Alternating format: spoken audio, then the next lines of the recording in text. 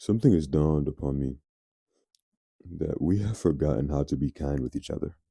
Not just to each other, but frick. Oh my gosh. But to the world that to the world that holds us. We've forgotten how to dance to the lullabies of the wind, how to let it sway us instead of resisting it. We have forgotten how to be gentle to the grass that the rain falls upon us. The very ground beneath us doesn't deserve this softness that we keep hidden. Somewhere along the way, we stopped living with intention. Somewhere along the way, we started walking heavy, moving fast, talking without wanting to listen, speaking louder than we listen. And all that noise and all that scrambling for a platform, we've lost touch with the quiet lessons written into creation. You know, I've always felt like after quarantine, we've forgotten how to exist with other humans. Kindness isn't very complicated at all. It's the way the sky stretches itself open every morning just to give us light. It's the intention that God has woven within the trees. It's the life that the crops give us and also to the ground beneath it. You know, I feel as if we have replaced human touch with a screen. And with that, we've become desensitized to how to treat people. Intention is what ties everything. Intention is what beholds whether we move into today and whether we believe in tomorrow. Intention slows down everything to notice these small miracles, the miracles. Intention reminds us that every single word that we say is a seed, every touch, an echo, every action, a ripple that further reaches than we know. To forget intention is to forget our humanity. To forget kindness is to forget ourselves, but we can relearn.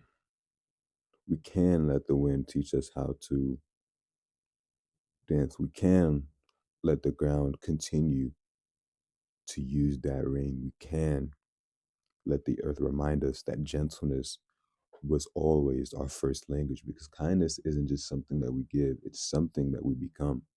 I've always been adamant that, the gold about the golden rule, treat others the way you want to be treated. But I feel like nowadays, I don't think people know how they want to be treated. I feel like we've lost how we want to be treated in the midst of other people projecting their insecurities, projecting their lifestyles, projecting their, you know, themselves. We look at something and we get so flustered with the fact that, oh my goodness, this person may have it all going on right now. What about me? You're doing amazing. Intention doesn't live within others, it lives within you. You can only be intentional with something if you're intentional with yourself. You can only be intentional with seeing something if you're intentional with how you see yourself. You cannot be blind and look at something. It's just not possible. You cannot close your ears to self criticism. You cannot close your ears to how you want to be heard, how you want to be seen, and expect others. I'm going to restart that. You cannot close your ears. You cannot close your ears to the world around you and expect others to hearken unto you the moment you speak. That's not how this works. You know, the golden rule. We all learned it in kindergarten. Why have we forgotten it? Why have we displaced this rule into the back rooms, the into the last row, into our brain, as if it's something that's not so basic, but yet so intentional. So intentional. And I think once we start there, once we start revisiting a lot of these things that we've lost touch with, I feel like that's when we'll start to see a more of a positive uprise within our communities. Like think back to 2019. Who were you?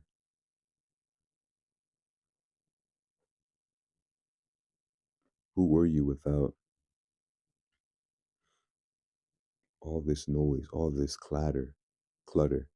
Who were you before insecurity started to tell you about yourself? Who were you before social media started to paint a picture, a self portrait that you really never recognized? Who were you before the world placed that connotation on you?